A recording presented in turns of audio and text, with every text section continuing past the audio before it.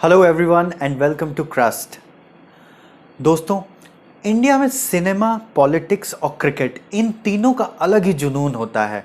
चाहे गली की नुक्कड़ हो, कॉरपोरेट हाउसेस हों, चाहे सड़क पे चाय की टपरी पे, ये तीन चीज़ों के बारे में डिस्कशन बहुत ज़्यादा होता है। पर आज हम पॉलिटिक्स के बारे में बात करने वाले हैं। नहीं, बहुत हार्डकोर पॉलिटिक्स नहीं, बहुत सी बेसिक सी चीज़ों के बारे में इस वीडियो में हम बात करेंगे।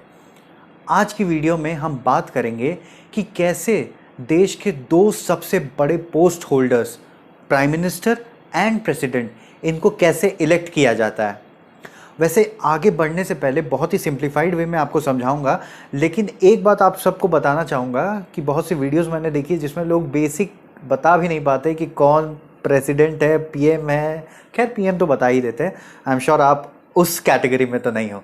तो चलिए आगे इस वीडियो में हम आपको बताएंगे कि कैसे पीएम और प्रेसिडेंट को इंडिया में इलेक्ट किया जाता है। दरअसल पीएम को अपॉइंट करने की जिम्मेदारी प्रेसिडेंट की होती है। कॉन्स्टिट्यूशन में आर्टिकल 75 कहता है, the prime minister shall be appointed by the president and the other ministers shall be appointed by the president on the advice of the prime minister. पर ये तो बहुत ही बाद का प्रोसेस है कि प्रेसिडेंट प्राइम मिनिस्टर को इलेक्ट करता है एंड ऑल। बट सवाल उठता है कि ये स्टार्ट कहाँ से होता है। तो चलिए हम स्क्रैच में चलते हैं, इसकी बेसिक्स पे, कि ये सारा जो मैटर है ये स्टार्ट कहाँ से होता है। ये जो मैटर है ये पार्लियामेंट से स्टार्ट होता है। तो फॉर एग्जांपल ये एक पार्लियामेंट है जहाँ पर आपके द्वारा, मेरे द्वारा चुने हुए एमपीज़ वहाँ पर इलेक्ट होके जाते हैं, जो हमारे लिए वहाँ पे कानून बनाते हैं, अलग अलग बिल्स पास करते हैं। अब इस पार्लियामेंट में दो हाउसेज होते हैं, एक होता है राज्यसभा, दूसरा होता है लोकसभा। लोकसभा में जो एमपीज़ जाते हैं वो हमारे द्वारा चुने गए होते हैं, जिन्हें हम लोकसभा इलेक्शंस में चुनते हैं, जो हर 5 साल में होता है। अब लोकसभा से रिलेटेड हम थोड़ा मैथ्स कर लेते हैं। लोकसभा में टोटल 543 सीट्स होती है, यानी कि 543 एमपीज़ इलेक्ट होकर जाते हैं। और मैजिक नंबर जो होता है वो होता है 272, यानी कि जिस किसी भी पार्टी को अपनी सरकार बनानी होती है तो उन्हें मेजॉरिटी साबित करने के लिए 272 लाना ही होगा, चाहे वो खुद लेकर आए या फिर बहुत सारी पार्टीज़ मिलाकर लेकर आए, जिसे हम कोलिशन गवर्नमेंट भी बोलते हैं।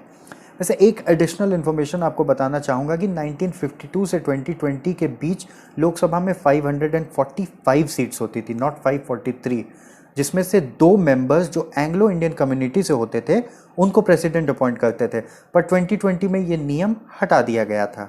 तो जिस पार्टी या फिर कोलिशन गवर्नमेंट के पास वो मेजॉरिटी वाला 272 नंबर आ जाता है, तो प्रेसिडेंट फिर उन्हें इनवाइट करते हैं सरकार बनाने के लिए, और उस पार्टी के जो लीडर होते हैं उसे प्रेसिडेंट प्राइम मिनिस्टर बना देते हैं।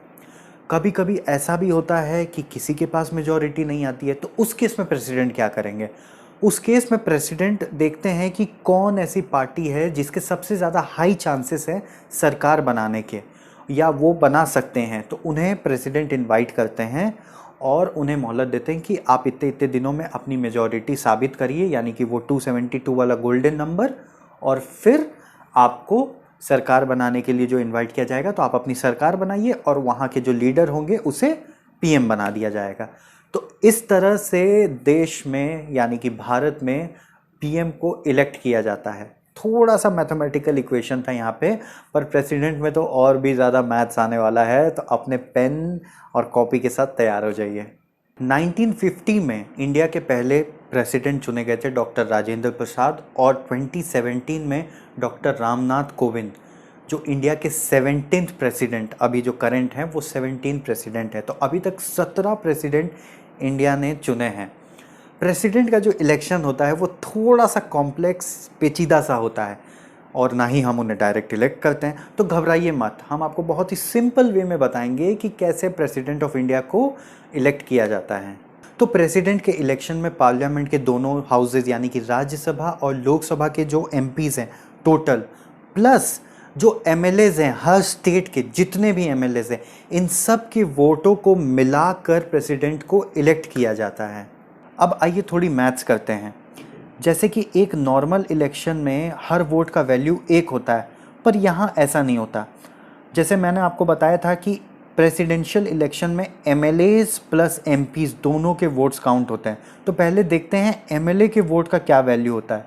तो प्रेसिडेंट के जो इलेक्शन में एक एमएलए के वोट हर स्टेट टू स्टेट वेरी करता है। इसका मतलब जिस स्टेट का जितना ज़्यादा पॉपुलेशन है वहाँ के एमएलए का वोट का वैल्यू उतना ही ज़्यादा होगा। अब इसको कैलकुलेट कैसे करते हैं। Total population of the state is divided by 1000 into total number of MLAs. इसके बाद जो रिजल्ट आता है वो होता है एक एमएलए का वोट उस स्टेट के लिए।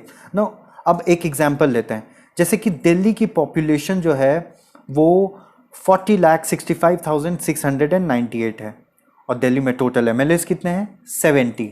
सो वहाँ के एक एमएलए का वैल्यू निकालने के लिए टोटल पॉपुलेशन जो 40,65,698 है उसको हम डिवाइड करते हैं 1000 से, मल्टीप्लाई करते हैं 70 एमएलए से जिसका वैल्यू आता है 58। यानी कि दिल्ली के एक एमएलए की वोट की जो वैल्यू होगी वो होगी 58। अब आते हैं हम एमपीज़ के वोट कैलकुलेशन। तो एमपीज़ के वोट को कैसे कैलकुलेट किया जाता है। इसका जो प्रोसेस होता है वो कुछ इस तरह होता है कि टोटल एमएलएज के वोट वैल्यू यानी कि ऑल ओवर इंडिया एमएलएज के वोट का जो टोटल वैल्यू होता है, जैसे फॉर एग्जांपल हमने आपको दिल्ली का बताया था 4020, उसी तरह हम पूरे इंडिया का अगर वैल्यू निकाले तो वो होता है अप्रॉक्स 5.5 लाख, यानी कि एग्जैक्ट अगर बताऊं तो 5,49,495।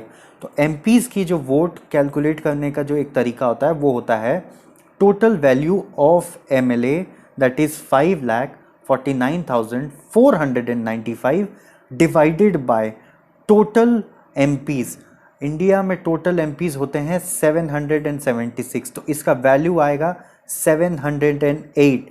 इसका मतलब ये कि हर एमपी के वोट की वैल्यू 708 होती है एंड पूरे इंडिया में टोटल एमपीज़ की वोट आएगी 5,49,408। अब एमपीज़ प्लस एमएलएज के जो टोटल वैल्यू हुए हैं, जो मैंने बताया था आपको 5,49,495 एमएलएज के और एमपीज़ के 5,49,408, जो आता है आपका 10,98,903। तो ये था एक वोट का वैल्यू। तो इस तरह हमने एमपीज़ और एमएलएज के वोट्स के सारे वैल्यूज़ निकाले। अब एमपीज़ और एमएलएज अपने अपने प्रेफरेंस के हिसाब से प्रेसिडेंट को वोट देते हैं।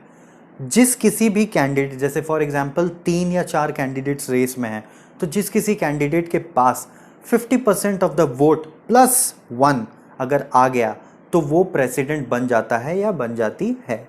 तो ये प्रोसेस प्रेसिडेंट को इलेक्ट करने के लिए हर 5 साल में होता है एंड इस तरह प्रेसिडेंट को चुना जाता है। वैसे जो भी पार्टी सबसे ज़्यादा स्टेट्स में रूल कर रही है एंड सेंटर में ऑब्वियसली जिसकी सत्ता है, उसी के प्रेफर्ड कैंडिडेट्स के जीतने के चांसेस सबसे ज़्यादा होते हैं।